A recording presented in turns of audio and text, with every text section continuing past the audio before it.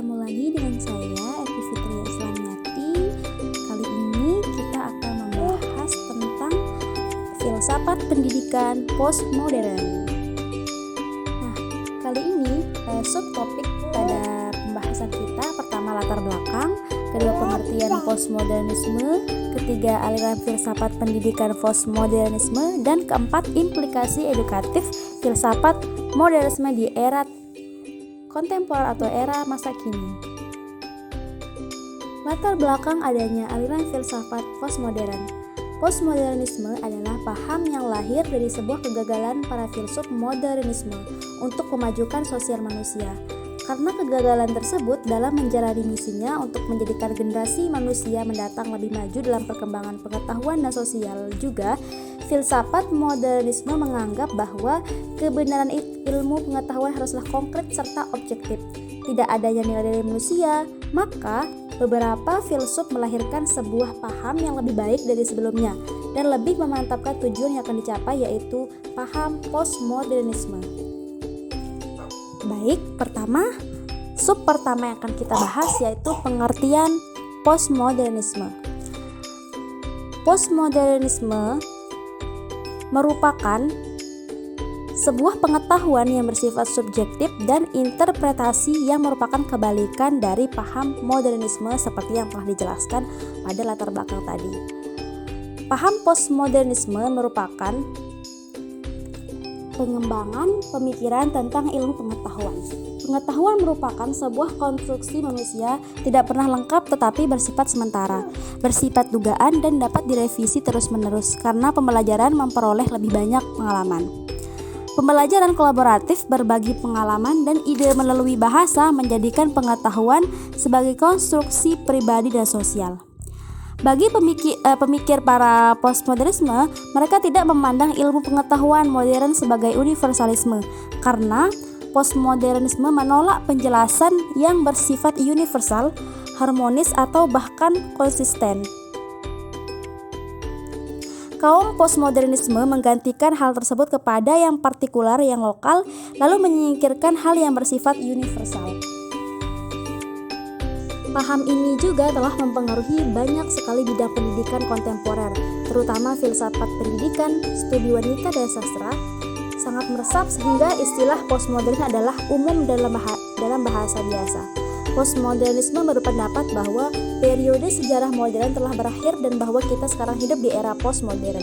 Memulai sebuah filosofi yang disebut fenomenologi, kemudian seorang ahli filsafat Heidegger itu juga memperhatikan kebenaran subjektif dari diri manusia sendiri tentang kenyataan atau realitas dari intuisi mereka, persepsi dan refleksi ketika mereka berinteraksi dengan fenomena. Nah, postmodern ini juga memiliki beberapa hasil studi dalam pembangunan psikologi dan metode pendidikan. Berikut akan kita bahas pada sub yang kedua, aliran filsafat postmodernisme dalam pendidikan. Postmodernisme merujuk pada instruksi sebagai representasi yang mereka definisikan sebagai ekspresi budaya atau diskusi yang menggunakan narasi tentang realitas dan nilai-nilai, cerita, gambar, musik, konstruksi budaya lainnya. Kemudian postmodernisme ini mendesak guru untuk menjadi sadar akan peran kuat mereka dan secara kritis memeriksa representasi mereka pada siswa. Daripada guru hanya mengirimkan pengetahuan yang disetujui secara resmi, guru harus secara kritis mewakili pengalaman manusia yang lebih luas tetapi lebih inklusif. Siswa berhak mendengar banyak suara dan banyak cerita, termasuk autobiografi dan biografi mereka sendiri. Sementara postmodernis dan pragmatis setuju bahwa kurikulum harus mencakup diskusi tentang masalah-masalah kontroversial.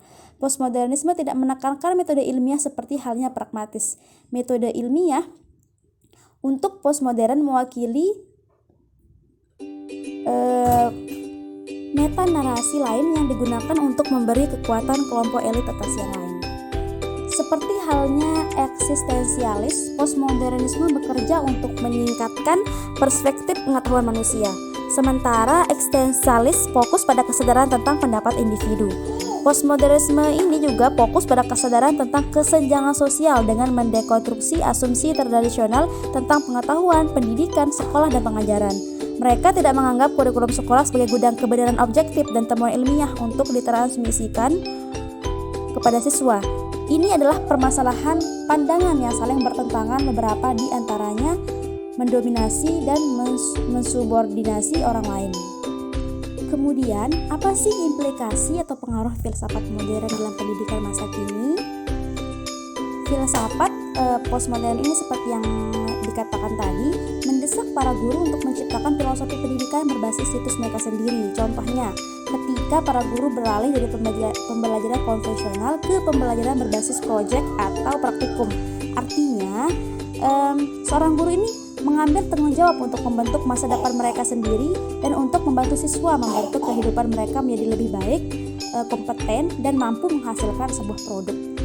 Untuk memajukan para peserta didik, postmodernisme ini memberikan wawasan kepada guru bahwa guru harus lebih dahulu mengembangkan diri mereka sendiri. Sebagai pendidik profesional, mereka perlu mendekonstruksi pernyataan resmi tentang tujuan, kurikulum, dan organisasi sekolah, serta peran dan misi guru. Seperti yang kita tahu, proses pengembangan guru dan siswa dimulai di sekolah dan komunitas tempat mereka bekerja dan tinggal. Postmodernisme ini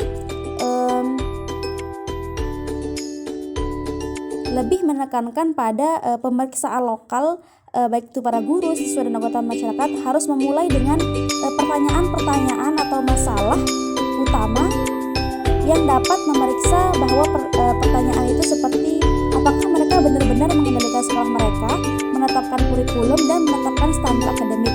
Kemudian apa yang motivasi mereka yang dalam mengendalikan sekolah, dan alasan apa yang membenarkan kurikulum yang ada.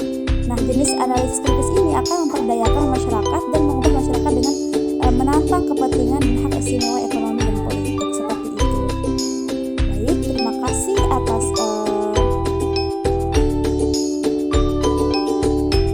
perhatiannya, dan terima kasih sudah menyimak. Saya Vivi Tririswanyati. Sampai bertemu kembali. Semoga bermanfaat ya.